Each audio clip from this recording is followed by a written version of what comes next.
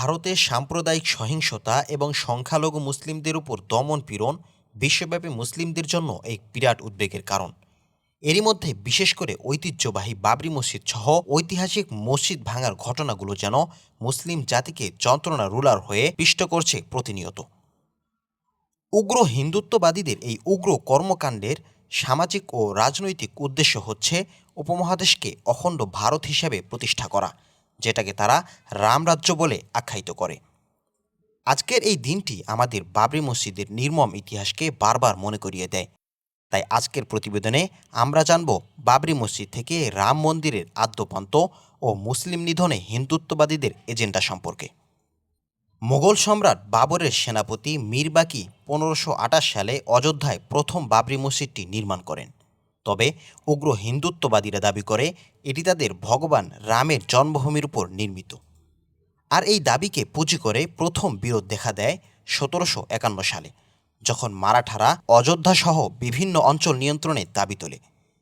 এরপর 1858 সালে নিহাং শিখরা প্রথমবার বাবরি মসজিদে ভাঙচুর চালায়। পরে স্থানীয় হিন্দুরা মসজিদে প্রবেশ করে পূজা শুরু করে। ব্রিটিশ পুলিশের নথি অনুযায়ী এটি বাবরি মসজিদ দখলের প্রথম উদ্যোগ। এরপর 1885 সালে নির্মোহী আখড়া বাবরি মসজিদ প্রাঙ্গণে মন্দির নির্মাণের অনুমতি চাইলে আদালত তা প্রত্যাখ্যান করে। এরপর উগ্র হিন্দুত্ববাদীরা 1949 সালে ষড়যন্ত্র করে মসজিদের ভেতর রামের মূর্তি রেখে আসে ও তার পূজা শুরু করে দেয় এবং দাবি করা হয় মূর্তিটি নাকি অলৌকিকভাবে মসজিদে চলে এসেছে। তবে মুসলিমদের আপত্তির মুখে আদালত মসজিদটি উভয় সম্প্রদায়ের জন্য নিষিদ্ধ ঘোষণা করে তালা ঝুলিয়ে দেয় এবং জায়গাটি সরকারের অধীনে নিয়ে নেয়। এরপর 1980-র দশকে বিশ্ব হিন্দু পরিষদ ভিএইচপি এবং বিজেপি বাবরি মসজিদের জায়গায় রাম মন্দির নির্মাণের দাবি তোলে। 1986 সালে আদালতের নির্দেশে মসজিদের তালা খুলে আবার পূজা শুরু করা হয় এবং 1989 সালে ভিএইচপি উক্ত বিতর্কিত জায়গায় মন্দিরের ভিত্তিপ্রস্তর স্থাপন করে। এরপর আসে ইতিহাসের নির্মম কালো দিন। 1992 সালের 6 ডিসেম্বর বিজেপি, ভিএইচপি এবং আরএসএসের কর্মীরা মুসলিমদের প্রাচীন ঐতিহ্যের প্রতীক বাবরি মসজিদ ভেঙে ফেলে। ফলে এই ঘটনায় দেশজুড়ে সাম্প্রদায়িক দাঙ্গা শুরু হয় ও এতে অসংখ্য মুসলিম নিহত হন। পরে সরকার বিতর্কিত জায়গাসহ আশপাশের 67.7 একর জমি অধিগ্রহণ করে। এরপর 2010 সালে এলাহাবাদ হাইকোর্ট বিতর্কিত 2.77 একর জমি হিন্দু, মুসলিম এবং নির্মোহী আখড়ার মধ্যে ভাগ করার নির্দেশ দেয়।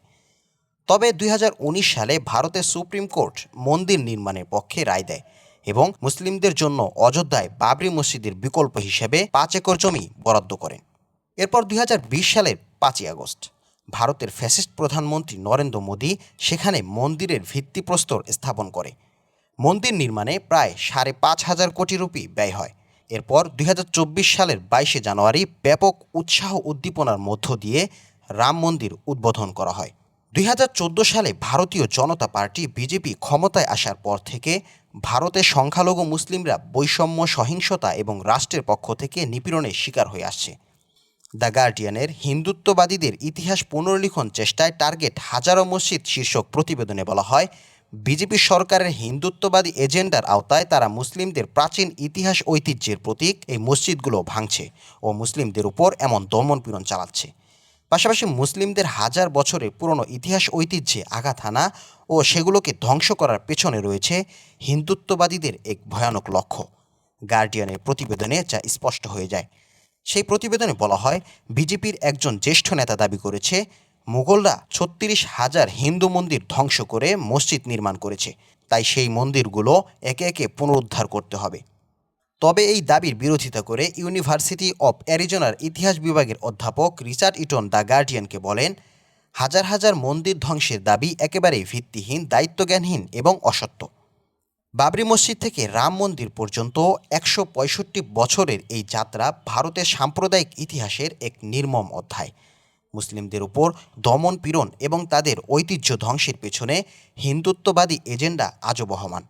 এই প্রবণতা শুধু ভারতীয় মুসলিমদের জন্যই নয়, বিশ্বব্যাপী সাম্প্রদায়িক সম্প্রীতির জন্য এক বড় হুমকি। শাহিন আলম, আন্তর্জাতিক ডেস্ক, নিউজ নেস্ট।